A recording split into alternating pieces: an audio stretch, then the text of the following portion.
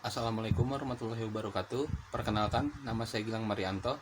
Saya dari kelas C Praktikum 1 Komunikasi Angkatan 55. Pada video kali ini, saya akan menjelaskan mengenai sejarah editing. Yang pertama adalah pengertian editing dari Denziger 2011. Editing adalah teknik, seni, dan keterampilan. Sedangkan menurut Subroto, editing adalah menciptakan kontinuitas gambar yang baik, wajar, dan logis sehingga dapat dinikmati khalayak penontonnya. Sejarah singkat editing. Sejarah awal pada tanggal 28 Desember 1895 dengan ditandai oleh pertama kalinya orang menonton film pertunjukan di sebuah ruang yang diproyeksikan ke sebuah layar. Lumière bersaudara menyewa sebuah ruangan biliar tua di bawah tanah di Boulevard des Capucins, Paris, yang kemudian dikenal sebagai ruangan bioskop pertama di dunia, yang kemudian tempat itu dikenal dengan nama Grand Cafe. Mulai saat itu, film menjadi sebuah pengalaman yang baru untuk semua orang. Dilanjut dengan perkembangan yang dikembangkan oleh George Méliès. Dia adalah salah satu penonton film Lumière bersaudara. George Méliès dikenal sebagai pelopor berbagai teknik special effect dalam pembuatan film bergenre fiksi ilmiah yang masih langka digunakan pada masanya. Pada tahun 1895, Méliès membeli kamera perekam pertamanya dan mulai membuat film secara seksama. Ia mempelajari teknologi perfilman. Kemudian ia memperoleh proyektor, mesin cetak, dan perlengkapan lain yang dibuat khusus memenuhi keinginan Méliès. Méliès kemudian memulai menggunakan kameranya untuk mendokumentasikan pentas pertunjukan pada Teater Robert Houdin pada akhir tahun 1896. Méliès mulai mengkombinasikan pengetahuannya mengenai seni sulap dengan pembuatan film. Hal ini menghasilkan sebuah film dengan nuansa ilusi yang menampilkan pameran yang muncul dan kemudian menghilang, atau sebuah objek yang berubah wujud menjadi objek lainnya.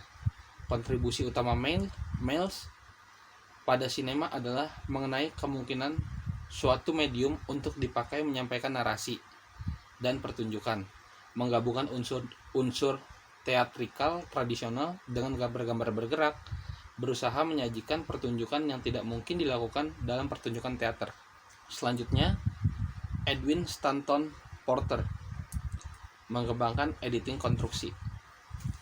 Saat Thomas A. Edison dan William K. Lowry Dickson berkuasa atas kinetoscope, maka mereka cuma bisa memproduksi film-film yang berdiskusi pendek karena hanya cukup untuk memenuhi durasi dari penny arcade. Selain itu, film-film yang mereka produksi juga tidak memiliki cerita, namun mereka membutuhkan tenaga dari seorang Edwin Stanton Porter untuk bisa membuat film dengan durasi yang lebih panjang. Porter saat itu mencoba membuat sebuah film dengan menggunakan shoot yang sudah ada, yang ditambah dengan shoot yang diproduksi untuk melengkapi kebutuhan film yang sedang diproduksi.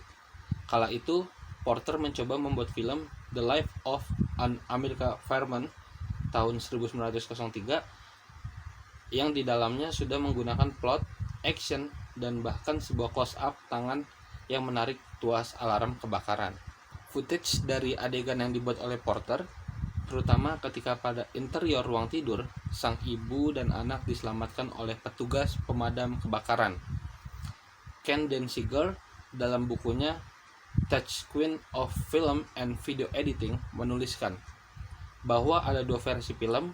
Pertama pada tahun 1944 sampai 1985, di mana pada adegan penyelamatan ibu dan anak, Porter menjadi sangat brilian karena sudah menggunakan parallel cutting.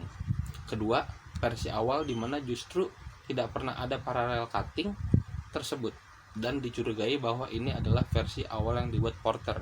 Hingga saat ini, perkembangan editing sangat pesat dari awal mula ditemukannya. Sekarang, peran seorang editor bukan hanya tentang memotong atau meng-cut video, tetapi editor juga berusaha bagaimana kualitas video tetap terjaga, keindahannya dari video ditingkatkan, dan membuat video yang menarik untuk ditonton. Saat ini sangat banyak sekali aplikasi software untuk mengedit video seperti Adobe Premiere Pro, Filmora, Movie Maker, dan lain sebagainya. Mungkin cukup sekian video dari saya, kurang lebihnya mohon maaf. Wassalamualaikum warahmatullahi wabarakatuh.